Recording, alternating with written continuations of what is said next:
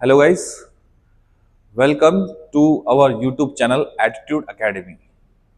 तो आज हम मैकेनिकल प्रॉपर्टीज का जो सेकंड पार्ट है वो देखने वाले हैं, है ना। इसके पहले हमने sir mechanical properties of fluid का सर फर्स्ट पार्ट देखा, ठीक है। उसमें हमने हाइड्रोस्टैटिक फ्लूइड के प्रॉपर्टीज के बारे में पढ़ा और आज हम लोग, ठीक है, हाइड्रोडायनेमिक फ्लूइड के मैकेनिकल प्रॉपर्टीज के बारे में देखने वाले हैं। मैंने बताया था चैप्टर 2 पार्ट का है, ठीक है।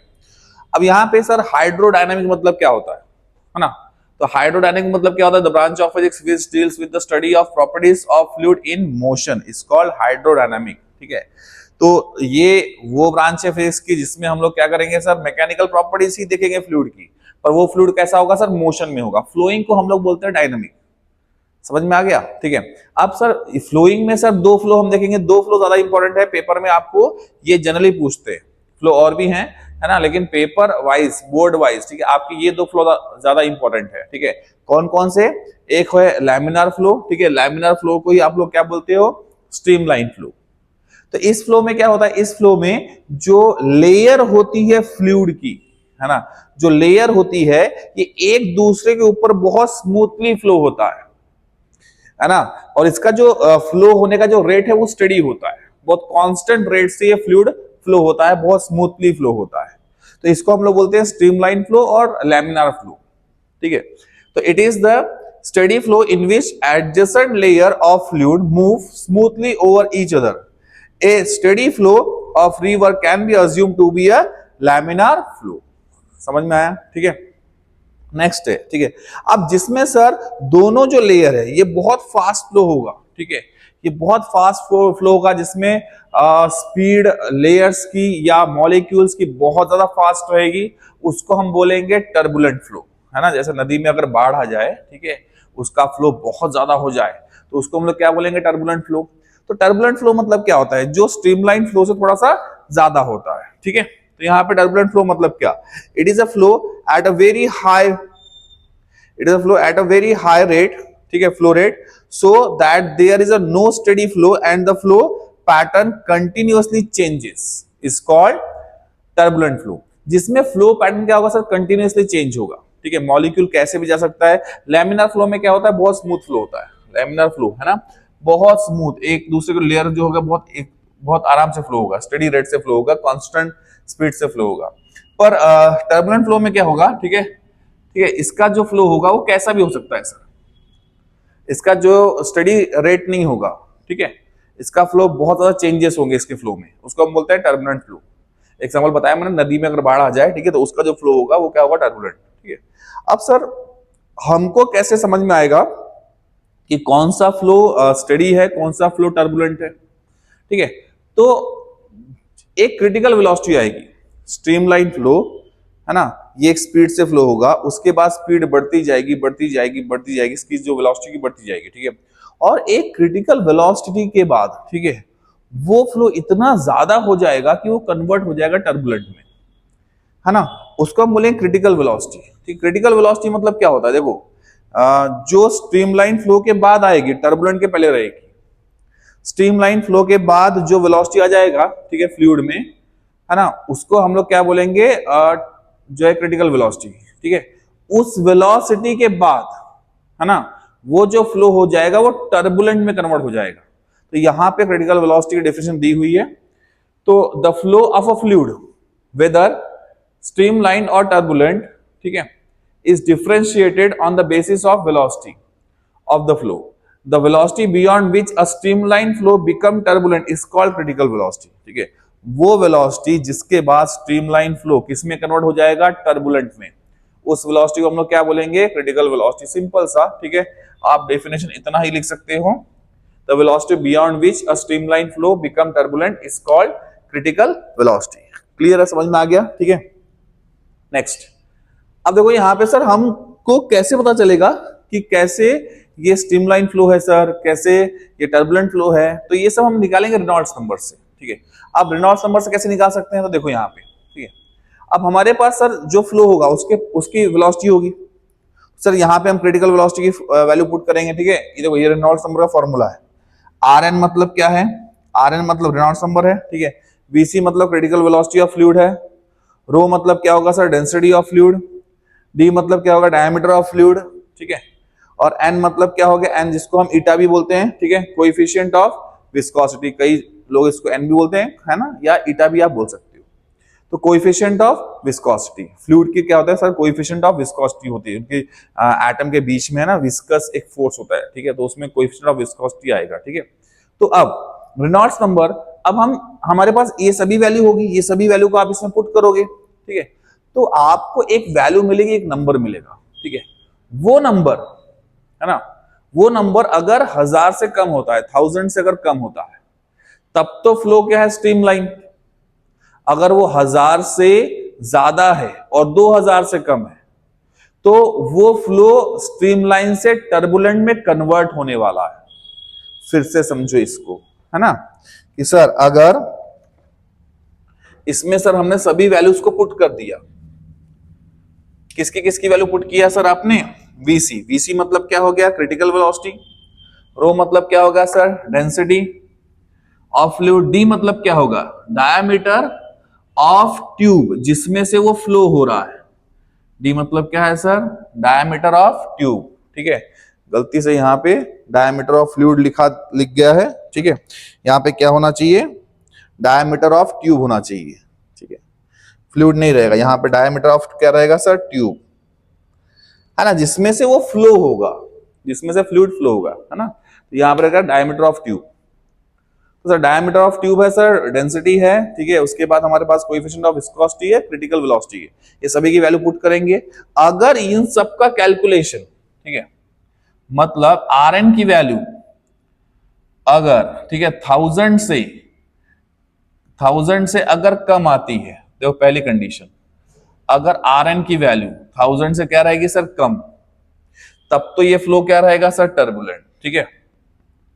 Then the flow is, sorry, turbulent is streamline, then the flow is streamline flow और laminar flow। फिर से समझो, ठीक है, सर हमारे पास फ्लूइड की ये सभी वैल्यूज है, आपने सभी वैल्यूज को पुट कर दिया, ठीक है। अब उसका एक नंबर आएगा सर, वो नंबर अगर 1000 से कम रहेगा, ठीक है, तब तो फ्लो कैसा रहेगा, स्ट्रीमलाइन, स्ट्रीमलाइन मैंने बताया स्टेडी रेट से फ्लो होगा, है ना। लेकिन अगर वो नंबर 1000 से ज्यादा हुआ, सेकंड केस क्या है सर, कि अगर आर एन की वैल्यू, है ना, अगर सर आर एन की वैल्यू 1000 से क्या हो गई बड़ी, पर 2000 से क्या हो गई छोटी, तो इस केस में जो फ्लो है, ठीक है, तो ये फ्लो क्या होगा sir, then the flow is converting, then the flow is converting from streamline to turbulent, ठीक है।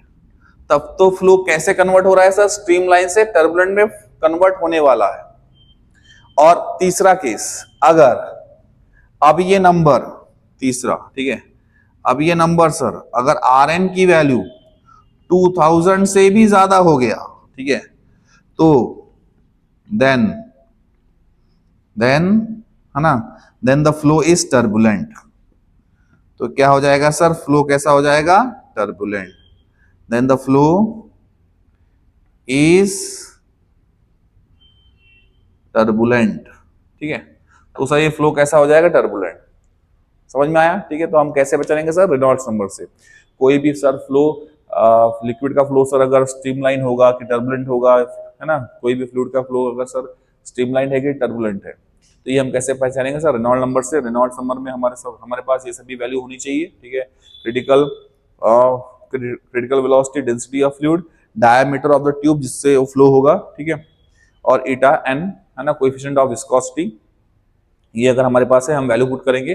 अगर इन सबका कैलकुलेशन, ठीक है, 1000 से क्या आता है, कम, आर एन की वैल्यू कम रहेगी, ठीक है, तब तो फ्लो क्या रहेगा, स्ट्रीमलाइन। आर एन की वैल्यू अगर 1000 से ज्यादा हुई, 2000 से कम हुई, तब फ्लो कन्वर्ट होने वाला है स्ट्रीमलाइन से टर्बुलेंट में, ठीक है। और अगर आर एन की वैल्यू सर 2000 से ज्यादा हो गई, ठीक है, तब तो ये फ्लो कैसा रहेगा, मतलब तब ये फ्लो कन्वर्ट हो चुका है किसमें, टर्बुलेंट में। समझ में आया कि नहीं आया, ठीक है। तो यहाँ पे 1000 से कम स्ट्रीमलाइन, 1000 से 2000 के बीच में कन्वर्ट होने वाला है स्ट्रीमलाइन से टर्बुलेंट, और अगर 2000 से ज्यादा तो सर कन्वर्ट हो चुका है टर्बुलेंट में। क्लियर है सभी को? ठीक है। अब इसके बाद नेक्स्ट देखो, नेक्स्ट है क्या हमारे लिए? विस्कोसिटी। ठीक है। और फ्लूइड में क्या होता है सर? विस्कोसिटी होता है। विस्कोसिटी क्या है? एक फोर्स है जो बिटवीन द लेयर्स लगता है और ये फ्लूइड और सराउंडिंग के साथ भी लगता है। तो यहाँ पे fluid friction is both with in the fluid itself, between the fluid भी लगेगा और साथ में सर फ्लूइड और सराउंडिंग के बीच में भी लगेगा, and between the fluid and its surrounding. This property is called, है ना, विस्कोसिटी। इसी को हम लोग क्या बोलेंगे? विस्कोसिटी। विस्कोसिटी मतलब क्या होता है? जो सर अगर कोई फ्लूइड की लेयर फ्लो हो रही है तो इसके बीच में भी सर फ्रिक्शन लगेगा, विस्कस फोर्स लगेगा। ठीक है। और साथ में सर आसपास अगर कोई सराउंडिंग है, जैसे ये अगर किसी ट्यूब में फ्लो हो रहा है तो सर ट्यूब और लेयर के बीच में क्या लगेगा? एक विस्कस फोर्स लगेगा। ठीक है। तो इसी को हम लोग क्या बोलेंगे? एक फ्रिक्शन लगेगा ना, इसी को हम लोग क्या बोलेंगे? फोर्स ऑफ विस्कोसिटी या विस्कोसिटी। समझ में आया? ये जो फ्रिक्शन फोर्स है बिटवीन द लेयर्स एंड, ठीक है, between fluid and the surrounding is called viscosity. समझ में आया सभी को? क्लियर है? उसके बाद सर ड्रैगिंग फोर्स मतलब क्या होता है? ये जो विस्कोसिटी का जो फोर्स है ना, इसी को हम लोग क्या बोलते हैं sir? Dragging force. Dragging force क्या करता है? फ्लूइड के फ्लो को रोकता है। जैसे आपने शहद, है ना, अच्छा मैंने अगर एक ग्लास में शहद ले लिया, एक ग्लास में सर नॉर्मल सा वाटर ले लिया, ठीक है, अब मैंने सर दोनों को उल्टा कर दिया, तो मुझे बताओ किसमें विस्कस फोर्स ज्यादा लगेगा और क्या इफेक्ट होगा? तो सर अगर मैंने एक ग्लास में पानी लिया है, उसको आप उल्टा कर रहे हो तो पानी से तुरंत गिर जाएगा, क्योंकि इसमें विस्कस फोर्स क्या होता है? बहुत कम। विस्कोसिटी क्या होती है सर? बहुत कम।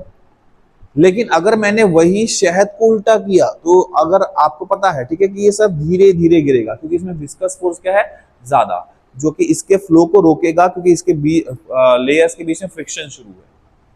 समझ में आया? इसी को हम बोलते हैं ड्रैगिंग फोर्स, है ना। ये layer wise with respect to surface, है ना, ये लेयर वाइज क्या होगी? इसकी स्पीड बढ़ेगी। जैसे जैसे सर लेयर डिस्टेंस से दूर जाएगा, एक फिक्स डिस्टेंस से दूर जाएगा ना, वैसे वैसे इसकी स्पीड बढ़ेगी। ठीक है। तो यहाँ पे हम इसको ड्रॉ करके देख लेते हैं। देखो ड्रैगिंग फोर्स मतलब क्या है, फिर से मैं आपको बता देता हूं। तो सपोज ये सरफेस है, ये ग्लास है, ठीक है। अब सर यहाँ पे फ्लूइड की एक लेयर है, जो भी आप बोलो, शहद बोलो या और कोई फ्लूइड बोलो, ठीक है। अब सर ये फिक्स लेयर से कितने डिस्टेंस पे है? मैं बोलूंगा सर ये फिक्स लेयर से x minus D x distance पे। तो सर इसकी वेलोसिटी क्या होगी? मैं बोलूंगा v माइनस dv। अब जैसे जैसे सर ये फिक्स डिस्टेंस से जैसे जैसे सर लेयर ऊपर जाएगी, जैसे ये लेयर पे सर फ्रिक्शन फोर्स क्या होगा? विस्कस फोर्स कम लगेगा, तो इसकी वेलोसिटी क्या हो जाएगी? बढ़ जाएगी, क्योंकि ये देखो ये डिस्टेंस, ठीक है, अगर मैं इस डिस्टेंस की बात करूं तो ये जो डिस्टेंस है ना, ये कितना हो गया सर? x हो गया। तो सर इससे तो बढ़ गया ना सर ये डिस्टेंस, है ना। सर कितने से बढ़ा? dx से। तो इसकी वेलोसिटी भी कितने से बढ़ी सर? तो dv से। ठीक है। इसलिए सर ये फ्लूइड यहां से यहां गया तो ये फ्लूइड और आगे गया, क्योंकि सर ये सरफेस को रोक नहीं पाया। अब अगर मैं इसके ऊपर कोई लेयर है, ठीक है, तो ये और आगे तक जाएगी, क्योंकि अब सर इसका डिस्टेंस क्या है? और ज्यादा है। कितना है sir? x plus D x है। थोड़ा डिस्टेंस और बढ़ गया, तो वेलोसिटी भी क्या हो गई सर? थोड़ी सी बढ़ गई। समझ में आया? तो लेयर वाइज जैसे जैसे, ठीक है, ये फिक्स लेयर से ऊपर जाएगा, वैसे वैसे सर जैसे डिस्टेंस बढ़ेगा वैसे वैसे वेलोसिटी भी क्या होगी? बढ़ेगी। ठीक है। तो ये जो ड्रैगिंग फोर्स क्या करता है सर? फ्लूइड को पीछे खींचता है, और जितना ये फिक्स सरफेस के पास रहेगा उतना वो पकड़ेगा, उतना ड्रैगिंग फोर्स क्या लगेगा? ज्यादा लगेगा। तो देख लेते हैं ड्रैगिंग फोर्स मतलब क्या होता है ना। Viscosity is that property of fluid by virtue of which the relative motion between the different layers of the fluid experience a dragging force। ठीक है। विस्कोसिटी ये वो प्रॉपर्टी है फ्लूइड की जिसकी वजह से फ्लूइड पे कौन सा फोर्स एक्सपीरियंस होता है सर? ड्रैगिंग फोर्स, मतलब फ्लूइड को रोकने वाला फोर्स। एग्जांपल दिया ना मैंने, शहद को एक ग्लास में ले लो, उसको उल्टा करो तो एकदम से नहीं गिरेगा वो, है ना, वो सर धीरे धीरे धीरे धीरे नीचे आएगा, है ना। और आप सर इसमें सर जो सरफेस के पास होगा उसमें वेलोसिटी बहुत कम होगी क्या? मैं बोलूंगा हाँ बहुत कम होगी। सर कैसे? अगर बीच का शहद नीचे गिर जाएगा। तो सर ग्लास को जो शहद लगा होगा क्या वो नीचे गिरेगा? नहीं, उसकी वेलोसिटी बहुत कम होगी, सरफेस ने क्या किया उसको पकड़ लिया है ना। आप ग्लास को सीधा करो, ऐसा निकालो, खा सकते हो। समझ में आया? समझ में आया? ठीक है। तो ये हो गया सर ड्रैगिंग फोर्स, जो विस्कोसिटी की वजह से लगता है, विस्कस फोर्स की वजह से लग सकता है। ठीक है। अब वेलोसिटी ग्रेडियंट मतलब क्या होता है? ये जो है ना, ये जो वेलोसिटी जो चेंज हो रही है, ये जो वेलोसिटी चेंज हो रही है ना, जैसे फिक्स लेवल के ऊपर जा रहा है, ठीक है, तो ये rate of change of velocity with respect to distance. जैसे डिस्टेंस बढ़ रहा है वैसे वैसे क्या हो रही है सर, वेलोसिटी भी चेंज हो रही है, वेलोसिटी भी बढ़ रही है। और इसी को हम लोग क्या बोल सकते हैं? Velocity gradient. ठीक है। वेलोसिटी ग्रेडियंट मतलब क्या होता है? वेलोसिटी ग्रेडियंट मतलब होता है the rate of change of velocity with respect to distance. The rate of change of velocity with respect to क्या है सर? डिस्टेंस, है ना, फ्रॉम अ स्टेशनरी लेयर, है ना, measure from a stationary layer is called velocity gradient. समझ में आया? ठीक है। अब सर नेक्स्ट टॉपिक है कि कोएफिशिएंट ऑफ विस्कोसिटी के लिए, ईटा के लिए हमको क्या चाहिए सर? डेरिवेशन। तो देखते हैं, है ना, डेरिवेशन नेक्स्ट वाला। सर क्या है? Derive an expression for coefficient of viscosity. Sir इसके यूनिट्स वगैरह क्या है? अरे यूनिट्स वगैरह आपने डायमेंशंस में पढ़े हुए हैं। ठीक है। अरे वेलोसिटी का यूनिट क्या होता है बताओ? वेलोसिटी का यूनिट होता है मीटर पर सेकेंड डिवाइडेड बाय, ठीक है, ये डिस्टेंस है, डिस्टेंस का यूनिट क्या हो गया? मीटर, मीटर मीटर क्या हो गया? कैंसल, तो क्या यूनिट आ गया? पर सेकेंड। तो वेलोसिटी ग्रेडियंट का यूनिट क्या हो गया? पर सेकेंड। डायमेंशन क्या हो गया बताओ? t-1। तो ये सब तो आपको आता है, यूनिट्स डायमेंशन में आपने पढ़े हुए। अब नेक्स्ट क्या है? डेरिवेशन किसके लिए? Sir next expression for coefficient of viscosity. तो हमको ये पता है सर, जो विस्कस फोर्स है, ये viscous force directly proportional to क्या है? एरिया, है ना, directly proportional area of the layer parallel to the direction of flow. देखो, जितना ज्यादा शहद पूरे सरफेस पे लगेगा उतना ज्यादा वो रुकेगा, और जितना कम लगेगा उतना कम रुकेगा। Viscous force directly proportional to area होता है, जितने एरिया पे फ्लूइड चिपक के जा रहा है ना, उस एरिया को कम करो तो विस्कस फोर्स भी क्या होगा? कम लगेगा।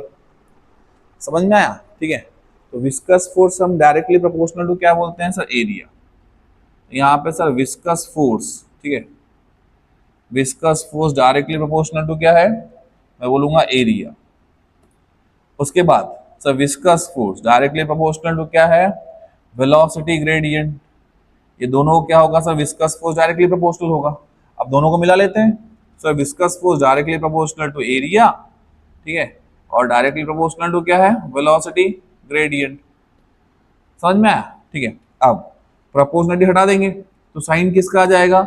साइन आ जाएगा, है ना, एक कांस्टेंट लेना पड़ेगा अगर आप प्रोपोर्शनलिटी हटा रहे हो, ठीक है, तो साइन आ जाएगा ईटा, मतलब coefficient of viscosity. Therefore F equal to क्या हो गया? n, है ना, dA dV अपॉन dx। ठीक है। आप चाहो तो इसको एरिया भी ले सकते हो, सिंपल सा, अगर आप एरिया लोगे तो भी चलेगा। यहाँ पे अगर आप ए लेते हो तो भी चलेगा। यहाँ पे ए हो गया तो यहाँ पे भी क्या हो गया सर? ए। यहाँ पे ए हो गया तो यहाँ पे भी क्या हो गया? ए। और यहाँ पे भी क्या हो गया? ए। ठीक है। तो क्या फॉर्मूला आ गया? F इक्वल टू n या ईटा A dV अपॉन dx। ठीक है। देयरफॉर मुझे किसके लिए चाहिए सर? कोएफिशिएंट ऑफ विस्कोसिटी के लिए। तो कोएफिशिएंट ऑफ विस्कोसिटी का फॉर्मूला क्या होगा? ये पूरा डिवाइड में गया तो F upon A dV upon dx, ये आ गया सर कोएफिशिएंट ऑफ विस्कोसिटी के लिए डेरिवेशन। ठीक है। अब सर इसका यूनिट क्या होगा? तो ये भी हमको पता है। देखो, फोर्स का यूनिट क्या होता है? न्यूटन। एरिया का यूनिट क्या होता है? मैं बोलूंगा मीटर स्क्वायर, ऐसा यूनिट की बात कर रहा हूं। ठीक है। वेलोसिटी का यूनिट मीटर पर सेकेंड। ठीक है। और ये डिस्टेंस कहां चले गया? डिस्टेंस चले गया सर ऊपर। ठीक है। अरे ये फॉर्मूला ऐसा हो गया ना, एफ, ये dx कहां गया सर? ऊपर, अपॉन a इंटू dv। ठीक है। अब सर dx जब ऊपर है तो ये डिस्टेंस है सर, ये किस में आ गया? मीटर में। चलो कैंसिल करें इसको। देखो, 1 मीटर क्या हुआ? कैंसिल। सेकंड कहां गया? ऊपर, तो क्या आ गया? न्यूटन सेकंड पर मीटर स्क्वायर। तो ये आ गया इसका एसआई यूनिट। क्या है? कोएफिशिएंट ऑफ विस्कोसिटी का एसआई यूनिट न्यूटन सेकंड पर मीटर स्क्वायर। इसका डायमेंशन आपको कैलकुलेट करना है, आप कैलकुलेट कर लेंगे। सर फोर्स का डायमेंशन हमको पता है ना, क्या है? m1 l1 t-2। उसका साइड में क्या दिया हुआ है? सेकंड मतलब t1, नीचे क्या दिया हुआ है? मीटर स्क्वायर मतलब लेंथ 2। ठीक है, आप कैलकुलेट कर लेंगे उसको। ठीक है, वो आपके लिए। उसके बाद नेक्स्ट है स्टोक्स लॉ। ठीक है, स्टोक्स लॉ क्या बताता है कि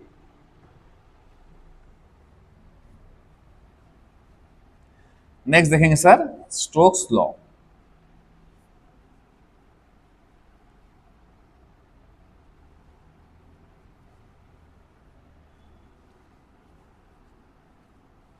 अब देखो स्टोक्स लॉ क्या है, यहां पे स्टोक्स लॉ ने भी विस्कस फोर्स के बारे में बताया है। ठीक है, कि अगर सपोज एक फ्लूइड है, इस फ्लूइड में कोई स्पीयर, सॉलिड स्पीयर गिरता है, तो ये फ्लूइड उस पे कितना विस्कस फोर्स क्रिएट करेगा, है ना, कितने विस्कस फोर्स से उसको अपोज करेगा। ठीक है, तो अगर इस फ्लूइड, इस सॉलिड स्फीयर का रेडियस r है ना, इसकी विस्कोसिटी n है, ठीक है, जिसको हम ईटा बोलते हैं। ठीक है, और नेक्स्ट अगर इसका, ये इसका जो वेलोसिटी है गिरने का, ठीक है, इसका अगर वेलोसिटी v है, तो आप सर इस पे विस्कस फोर्स कितना लग रहा है, फिर से देखो, है ना, मुझे क्या निकालना है सर, एक फ्लूइड है, एक विस्कस फ्लूइड है, जिसमें अगर आप किसी सब्सटेंस को गिराते हो तो सर उस पे विस्कस फोर्स लगेगा, लगेगा या नहीं लगेगा, आप खुद एक्सपीरियंस कर सकते हो। कैसे, तो मैं एग्जांपल देता हूं, अगर आपने सर वाटर ले लिया और आपने ले लिया सर यहां पे शहद, ठीक है, वाटर हनी, ठीक है, इसमें एक स्पीयर गिराओ, इसमें सेम स्पीयर गिराओ, तो सर इसमें जल्दी गिर जाएगा, इसमें गिरने को क्या लगेगा, टाइम लगेगा। क्यों, इसमें क्या लग रहा है सर, इसमें सर विस्कस फोर्स ज्यादा लगेगा। ठीक है, तो ये विस्कस फोर्स इस पे भी लगेगा जो कि इसको अपोज करेगा, तो वो विस्कस फोर्स है कितना, इसी को हम बोलते हैं स्टोक्स लॉ। ठीक है, तो स्टोक्स लॉ मतलब क्या होता है, तो यहाँ पे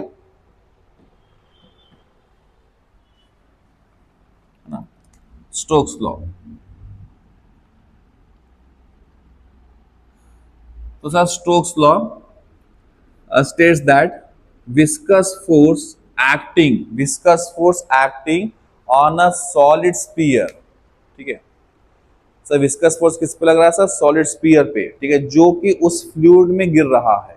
ठीक है, विथ वेलोसिटी v, वो विस्कस फोर्स डायरेक्टली प्रोपोर्शनल होगा किसको, कोएफिशिएंट ऑफ विस्कोसिटी को, ठीक है, रेडियस ऑफ स्पीयर को, सॉलिड स्पीयर को, और नेक्स्ट है वेलोसिटी ऑफ स्पीयर। ठीक है सर, कि जितनी ज्यादा वेलोसिटी होगी उतना ज्यादा क्या होगा, विस्कस फोर्स होगा। देखो यहाँ पे ये viscous force is directly proportional to coefficient of viscosity, radius of solid sphere, ठीक है, and directly proportional to velocity of the sphere falling in the fluid. समझ में आया? ठीक है सर, यहां पे n मतलब क्या है, तो कोएफिशिएंट ऑफ विस्कोसिटी, r मतलब क्या है sir, radius of sphere, v मतलब वेलोसिटी ऑफ स्पीयर। तो यहां पे f, अब यहां पे सर इक्वल टू लाना है तो आपको एक कांस्टेंट लेना पड़ेगा, वही कांस्टेंट क्या रहेगा सर, 6 पाई, है ना, एन आर वी, और यही है हमारा स्टोक्स लॉ। समझ में आया? इसी को बोलते हैं Stokes law. Stokes law state that viscous force acting on a solid sphere, है ना, falling in the fluid with velocity v is directly proportional to coefficient of viscosity, radius of the solid sphere, ठीक है, and its velocity falling in the liquid. ठीक है, इसको हम लोग क्या बोलेंगे, स्टोक्स लॉ। ठीक है, नेक्स्ट टॉपिक देखेंगे हम लोग। नेक्स्ट डेरिवेशन है टर्मिनल वेलोसिटी के लिए। जब भी एक विस्कस फ्लूइड में किसी सॉलिड सब्सटेंस स्फीयर, है ना, को आप गिराते हो, तो क्या होता है, स्टार्टिंग में जो इसकी वेलोसिटी होती है वो इरेगुलर होती है, ठीक है, फ्लक्चुएटिंग होती है, लेकिन कुछ टाइम बाद जब ये अंदर जाएगा तो इसकी वेलोसिटी एक कांस्टेंट रेट की आ जाएगी। उस वेलोसिटी को हम लोग बोलते हैं टर्मिनल वेलोसिटी, है ना। अब मुझे सर इस टर्मिनल वेलोसिटी के लिए क्या चाहिए, एक्सप्रेशन चाहिए। चलो निकालते हैं। तो जब ये जो सॉलिड स्फीयर है जब ये अंदर जाएगा, ठीक है, और उसके बाद एक कांस्टेंट वेलोसिटी आ जाएगी, तो इस पॉइंट पे, है ना, जब ये इक्विलिब्रियम पे होगा तो इस पे सर फोर्स एक दूसरे को बैलेंस करेंगे। तो इसमें फोर्सेस लगे कौन कौन से? तो सर सबसे पहले तो इसका सर खुद का मास लग गया, है ना, खुद का वेट लगा सर, इसका मास इनटू ग्रेविटी। तो ये तो सर वर्टिकल फोर्स डाउनवर्ड लगा, है ना। अब अपवर्ड में कौन कौन सा फोर्स लगा? मैं बोलूंगा सर अपवर्ड में दो फोर्सेस लगे। एक तो मैं बोलूंगा अपथर्स्ट फोर्स जो फ्लूइड ही लगाएगा, ठीक है। दूसरा दूसरा होगा, है ना, विस्कस फोर्स, ठीक है। अपथर्स्ट फोर्स को हम लोग बायएंड फोर्स भी बोलते हैं, 10th में आपने पढ़ा है, ठीक है। तो इसमें फ्लूइड का सर एक विस्कस फोर्स लगाएगा जो उसको रोकेगा, और एक अपथर्स्ट फोर्स लगाएगा, और इसको बैलेंस कौन करेगा सर? इसका खुद का वेट mg। ये भी क्या है सर? ये भी फोर्स ही तो है, ठीक है। तो जब इक्विलिब्रियम कंडीशन आ जाएगी तो ये फोर्स लग जाएंगे, है ना। अब देखो इसकी डेरिवेशन क्या है, तो मैं बोलूंगा ये जो इसका मास है सर, है ना, जो इसका मास वाला जो फोर्स है, ठीक है, ये सर किसको बैलेंस कर रहा है? मैं बोलूंगा सर अपथर्स्ट फोर्स को और विस्कस फोर्स को। समझ में आया? ठीक है। अब सर जो फोर्स है ना, जो मास की वजह से लग रहा है, वो फोर्स कितना है? मैं बोलूंगा m इंटू जी। तो सर यहाँ पे अपथर्स्ट फोर्स, है ना, इसको भी आप लिक्विड का वेट वाला फोर्स बोल सकते हो, ठीक है। ये सॉलिड के लिए है सर, ये लिक्विड के लिए है सर, जो भी फ्लूइड है, जो भी फ्लूइड है। और विस्कस फोर्स तो हमने पढ़ा है 6 पाई एन आर वी। यहां पे जो वेलोसिटी रहेगी, यहां पे जो वेलोसिटी रहेगी, इसी को हम बोलेंगे टर्मिनल वेलोसिटी, ठीक है। अब यहाँ पे मास का फॉर्मूला क्या होता है ना? मास का फॉर्मूला होता है सर डेंसिटी। अच्छा, डेंसिटी किसकी? तो डेंसिटी सर सॉलिड की। यहाँ डेंसिटी सॉलिड की, मास का फॉर्मूला डेंसिटी इनटू वॉल्यूम, है ना। तो वॉल्यूम का फॉर्मूला क्या हो गया? तो वॉल्यूम का फॉर्मूला हो गया 4/3 पाई आर क्यूब। तो यहाँ पे मास का फॉर्मूला आया डेंसिटी इनटू वॉल्यूम, ठीक है। बाकी ग्रेविटी एज इट इज है ये सॉलिड के लिए, इक्वल टू। अब सर ये फ्लूइड के लिए है, किसके लिए सर? फ्लूइड के लिए। सर मास का फॉर्मूला फिर से डेंसिटी। अब डेंसिटी किसकी? फ्लूइड की। जो फ्लूइड है ना, इसकी डेंसिटी। समझ में आया कि नहीं आया? ठीक है। ये रो और ये सिग्मा, ये सिंपल से याद रखना सर, ये सॉलिड है ना, तो इसकी डेंसिटी सर 9, याद रखने के लिए। अदरवाइज रो और सिग्मा तो आपको पता ही है, ठीक है। सर यहाँ पे अब सर मास का फॉर्मूला फिर से डेंसिटी इनटू वॉल्यूम। वॉल्यूम किस पे लगेगा सर? अब वॉल्यूम हम सॉलिड का ही लेंगे कि उतना ही वॉल्यूम सर सेम वाटर को डिस्प्लेस करेगा। वॉल्यूम हम सेम ले लेंगे 4/3 पाई आर क्यूब। वॉल्यूम मैं सेम ले रहा हूं, बाकी देखो डेंसिटी अलग है, ये सर सॉलिड के लिए और ये किसके लिए सर? फ्लूइड के लिए। बाकी sir gravity as it is है plus 6 pi n r vt. समझ में आया? अब इसको इस साइड लेके जाऊंगा क्योंकि सर मुझे तो डेरिवेशन वीटी के लिए चाहिए, तो वीटी को एक साइड लेके आना है, मतलब ये टर्म को एक साइड रखूंगा, बाकी ये टर्म ये साइड जाएगी। तो यहाँ पे 4/3 pi r cube rho g minus 4/3 pi r cube, है ना, sigma g equal to 6 pi n r v t. अब इसमें से देखो ये टर्म जो है कांस्टेंट है, ठीक है, तो उसको बाहर निकाल लूंगा।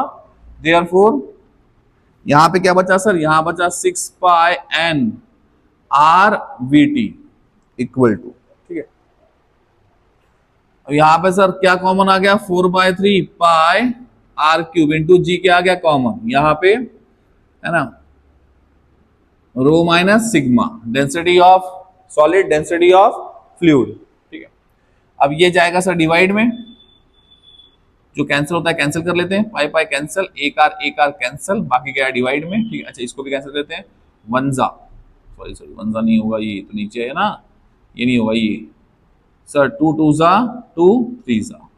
अब ये 3n सर यहाँ जाएगा मल्टीप्लाई में, सॉरी डिवाइड में, तो सर यहाँ पे 2 आर स्क्वायर बचा जी रो माइनस सिग्मा अपॉन ये 3 इसके साथ मल्टीप्लाई होगा तो क्या हो जाएगा 9 और ये ईटा, है ना, या एन भी आप बोल सकते हो, ईटा और एन कोएफिशिएंट ऑफ विस्कोसिटी, ठीक है। तो ये आ गया सर डेरिवेशन किसके लिए, टर्मिनल वेलोसिटी के लिए। तो इतनी सर टर्मिनल वेलोसिटी आ जाएगी इस सॉलिड के पास। ठीक है, तो इस तरह से निकालते हैं इसको, है बहुत इजी, है ना sir. Vertical downward force equal to vertical upward force. Downward force कौन सा है, wait sir.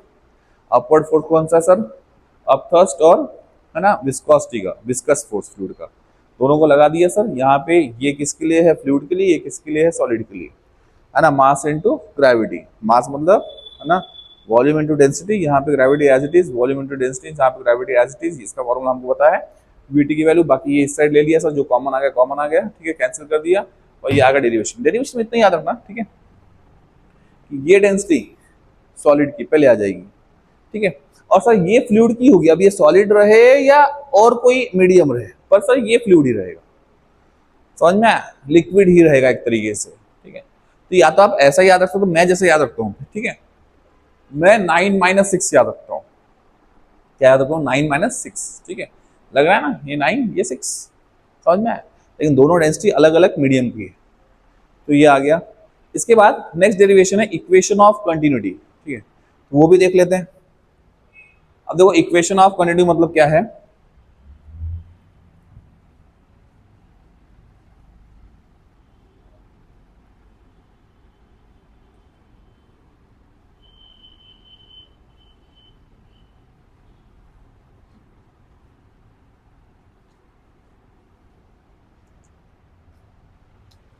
Equation of continuity,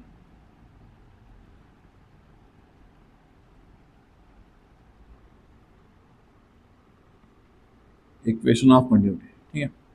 suppose अगर फ्लूइड कोई है जो नॉन यूनिफॉर्म पाइप से फ्लो हो रहा है, ठीक है, तो सर जितना मास इस क्रॉस सेक्शन से फ्लो होगा उतना ही मास इस क्रॉस सेक्शन से भी फ्लो होगा। मैं ये बोल रहा हूं सर, ठीक है, मास हमेशा क्या रहेगा, कांस्टेंट, मास चेंज नहीं होगा नॉन यूनिफॉर्म पाइप लेने से, ठीक है, कभी भी मास चेंज नहीं होता है, ठीक है। कि जब सर पाइप का डिस्टेंस ज्यादा होगा, गैप ज्यादा होगी, तो मास हो सकता है स्लो हो, और जब डिस्टेंस कम होगा, ठीक है, तो वहां पे, ठीक है, देखो यहाँ पे जब यहाँ पे गैप ज्यादा होगी ना, तो मास सेम रहेगा, ठीक है, वेलोसिटी हो सकता है कम हो, लेकिन जैसे ही आप उसका एरिया कम कर देते हो ना, तो मास यहाँ पे भी जितना यहाँ से जा रहा है उतना यहाँ से भी जाएगा, सिर्फ उसकी वेलोसिटी बढ़ जाएगी। देखो बचपन में क्या था कि हमको ऐसा लगता था कि जब हम पाइप से पानी भर रहे हैं, ठीक है, तो सर अब भी, है ना, पानी कम आ रहा है, और जब आप उसको दबाते थे ना तो फोर्स बढ़ जाता था, तो ऐसा लगता था कि सर अब पानी ज्यादा आ रहा है, ठीक है। मेरी भी सेम टेंडेंसी जब मैं छोड़ा था, ठीक है, जैसे जब मैं बकेट भरता था पाइप से, तो मैं क्या करता, इसको दबा देता था, तो मुझे ऐसा लगता सर पानी ज्यादा आ रहा है और बकेट जल्दी भर रही है, पर ऐसा नहीं होता, पानी उतना ही आएगा, मास उतना ही आएगा, ठीक है। सिर्फ आपका एरिया कम करने से, उसको दबा देने से उसकी वेलोसिटी बढ़ गई, एरिया कम हो गया, लेकिन ओवरऑल जो मास है जो पहले आ रहा था वो अब भी उतना ही आएगा। तो इसमें सर कंजर्वेशन ऑफ मास लगता है, मास हमेशा क्या रहता है, कांस्टेंट, ये भी एक लॉ है, ठीक है। तो अगर मैं इसको 1 ले लूं, इसको 2 ले लूं, ठीक है, इसका जो क्रॉस सेक्शन एरिया है, इसको अगर 1 ले लूं, इसका जो क्रॉस सेक्शन एरिया है, इसको अगर 2 ले लूं, ठीक है, ये डिस्टेंस को सर d1 ले लेता हूं, ये डिस्टेंस को सर d2 ले लेता हूं, ठीक है।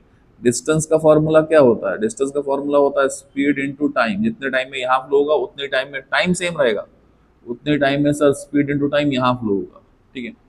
अब ये बोल रहा हूँ सर, ठीक है, कि mass passing through cross section area 1 equal to mass passing through cross section area 2, ठीक है। मास का फॉर्मूला क्या होगा, डेंसिटी इनटू वॉल्यूम। यहाँ पे भी क्या होगा सर, डेंसिटी इनटू वॉल्यूम, ठीक है। अब यहाँ पे डेंसिटी तो सर सेम है, डेंसिटी क्या है सर, सेम। वॉल्यूम का फॉर्मूला क्या होता है, मैं बोलूंगा sir area into sir distance. Area into distance मतलब क्या होगा, वॉल्यूम। सर एरिया यहाँ पे अलग है, यहाँ एरिया ज्यादा है, वहां एरिया कम है, ठीक है। यहाँ डिस्टेंस कम है, यहाँ डिस्टेंस क्या है, ज्यादा, ठीक है, डिस्टेंस भी अलग अलग है। तो यहाँ पे भी, है ना, एरिया इनटू डिस्टेंस, ठीक है, एरिया। डिस्टेंस का फॉर्मूला क्या होता है? Velocity into time, time same रहेगा सर। डिस्टेंस का formula velocity into time, delta t cancel, rho rho cancel, ठीक है। यहाँ पे क्या आ गया? A1 V1 इक्वल टू क्या रहेगा? A2 V2। यही है हमारा, है ना, equation of continuity. Equation of continuity क्या बोलता है? प्रोडक्ट ऑफ, ठीक है, एरिया एंड वेलोसिटी, है ना, at any cross section will be same. समझ में आया? A1 V1 equal to A2 V2 equal to A3 V3, किसी भी क्रॉस सेक्शन में ले लो, इनका प्रोडक्ट क्या रहेगा सर? कांस्टेंट रहेगा। इसी को हम बोलते हैं इक्वेशन ऑफ कंटिन्यूटी, ठीक है। इसके बाद लास्ट डेरिवेशन है हमारा बर्नौलीज इक्वेशन, ठीक है, वो भी देख लेते हैं हम लोग। Last derivation Bernoulli's equation. तो लास्ट टॉपिक हमारा बर्नौलीज इक्वेशन। अब देखो बर्नौली इक्वेशन हमको निकालना है, तो इसका प्रिंसिपल क्या है? प्रिंसिपल ये है, जब भी कोई नॉन यूनिफॉर्म ट्यूब से फ्लूइड फ्लो होगा, तो उस केस में अगर सपोज सामने फ्लूइड क्यों जा रहा है? क्योंकि सर पीछे से फ्लूइड आ रहा है, मतलब पीछे वाले फ्लूइड ने क्या किया सर? इसको धक्का दिया और आगे भेजा, मतलब वर्क किया, है ना, समझ में आया? तो sir work done by the surrounding fluid on the flowing fluid is equal to the change in, है ना, kinetic energy and potential energy of the fluid. ये इसका प्रिंसिपल देखो, एक बार पूरा डिटेल में पढ़ते हैं, है ना। यहाँ पे वर्क डन, ठीक है, पर unit volume of a fluid by the surrounding fluid, ठीक है। वर्क डन हो रहा है किस पे? पर यूनिट वॉल्यूम, है ना। ये यहाँ पे वॉल्यूम क्या रहेगा? फिक्स, ठीक है, वॉल्यूम क्या रहेगा? सेम। और बहुत ज्यादा वॉल्यूम नहीं है ना, स्मॉल dv, ये वॉल्यूम बहुत छोटा सा है, ठीक है, पर यूनिट वॉल्यूम, है ना। तो वर्क डन इस पर यूनिट वॉल्यूम ऑफ फ्लूइड पे हो रहा है। सर कौन कर रहा है? सराउंडिंग फ्लूइड कर रहा है। अरे जो फ्लूइड सामने जा रहा है उसको सामने भेज कौन रहा है ना, पीछे से जो फ्लूइड आ रहा है वो भेज रहा है ना। तो वर्क डन कौन कर रहा है सर? ये पीछे वाला फ्लूइड।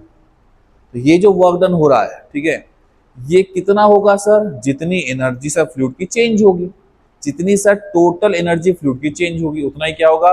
वर्क डन, ठीक है। वही इसका प्रिंसिपल है, देखो यहाँ पे, है ना, या उसका स्टेटमेंट में आप बोल सकते हो, the work done per unit volume of a fluid by the surrounding fluid is equal to the sum of changes in kinetic and potential energies per unit volume that occur during the flow, ठीक है।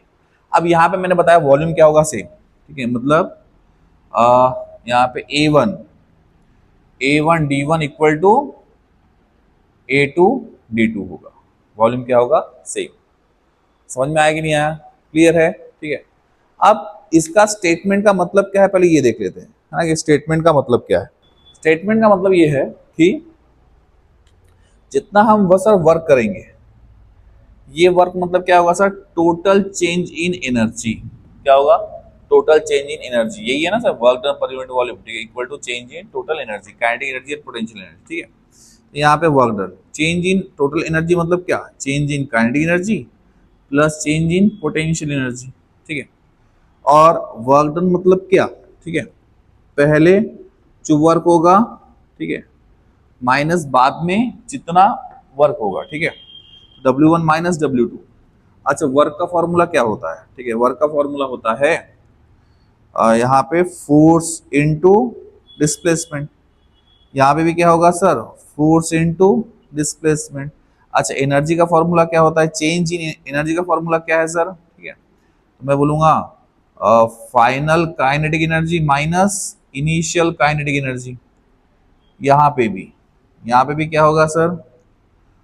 Final potential energy minus initial potential energy.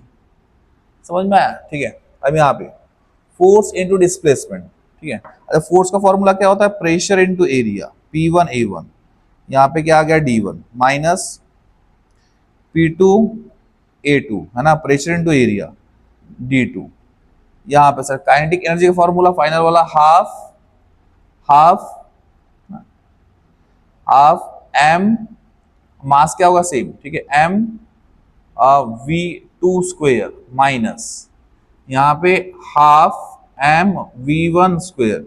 Sir mass तो हमने पहले ही पढ़ लिया ना sir, equation of quantity में, कि मास क्या होगा सर? सेम, ये मास इस फ्लूइड से क्या जाएगा, इस पाइप से क्या जाएगा, सेम जाएगा, plus final potential energy mgh2 minus mgh1, मास और ग्रेविटी इसमें भी क्या है, कांस्टेंट। ठीक है, अब यहाँ पे P1 और A1 D1 मतलब क्या हो गया, dV minus P2 A2 D2 मतलब क्या हो गया सर, dV, है ना। यहाँ पे मैंने बताया था वॉल्यूम क्या रहेगा, सेम। हाफ m क्या आ गया, कॉमन, V2 स्क्वायर माइनस क्या आ गया, V1 स्क्वायर, प्लस इसमें mg क्या आ गया, कॉमन, H2 माइनस क्या आ गया, H1। ठीक है, तो अब इसमें से dV क्या आ गया, कॉमन, तो क्या बचा, P1 माइनस P2, dV क्या आ गया sir, common, equal to half, mass का फॉर्मूला क्या होगा, डेंसिटी इंटू वॉल्यूम, तो मास का formula sir density into volume, volume मैंने बताया यहाँ पे भी क्या होगा, बहुत कम, चेंज इन वॉल्यूम क्या है, बहुत कम। ठीक है, बाकी क्या है, V2 square minus V1 square plus, ठीक है, अब यहाँ पे भी मास का फॉर्मूला क्या हो गया, डेंसिटी इंटू वॉल्यूम, बाकी ग्रेविटी है, H2 माइनस H1। ठीक है, अब सर ये dV dV dV तीनों इसमें है, तो dV क्या हो गया, कैंसल। यहाँ पे क्या आ गया, P1 minus P2 equal to, ये अंदर मल्टीप्लाई किया, half rho V2 square minus half rho V1 square, sorry, plus rho g H2, ये भी अंदर मल्टीप्लाई किया, माइनस रो जी H1। ठीक है, अब जितनी 1 वाली टर्म है वो एक साइड लेंगे, जितनी 2 वाली टर्म है वो एक साइड ले लेंगे। ठीक है, तो यहाँ पे P1 प्लस, देखो ये माइनस में था, ये साइड आएगा तो क्या आ गया, plus, plus half rho V1 square plus rho g H1 equal to, ठीक है, जो 2 वाली टर्म है वो एक साइड ले लूंगा, तो P2, है ना, plus half rho V2 square, है ना, प्लस रो GH2। इसका मतलब सर पहले पॉइंट पे ये इक्वेशन इक्वल टू दूसरे पॉइंट पे भी सेम इक्वेशन क्या रहेगा सर, कांस्टेंट। बस सिंपल सिंपल मैं ये बोल सकता हूं सर, P प्लस हाफ रो V स्क्वायर प्लस रो GH, रो GH, ये इक्वेशन, है ना, नॉन यूनिफॉर्म पाइप में किसी भी पॉइंट पे क्या रहेगा, कांस्टेंट, क्या रहेगा, कांस्टेंट। और इसी को हम लोग क्या बोलेंगे, बर्नौली इक्वेशन। इसी को सर हम लोग क्या बोल सकते हैं, बर्नौलिस इक्वेशन, बर्नौलिस इक्वेशन। समझ में आ गया। ठीक है, तो यहां पे हमारा ये चैप्टर खत्म। इसमें हमने जो इंपॉर्टेंट टॉपिक थे बोर्ड्स के, ठीक है, वो हमने खत्म कर दिए, हमने पूरा चैप्टर लगभग खत्म कर दिया है। ठीक है, ये 2 वीडियोस में, तो आप उसको, ये वीडियो देखने से पहले आप पहला वीडियो देख लेना। ठीक है, क्योंकि वो 70 to 80% वीडियो उसमें है। ठीक है, 70 to 80% चैप्टर उसमें है। ठीक है, बाकी कुछ परसेंट चैप्टर ये है। ठीक है, तो ऐसे ही आप हमारे वीडियोस देखते रहिए। Thank you so much.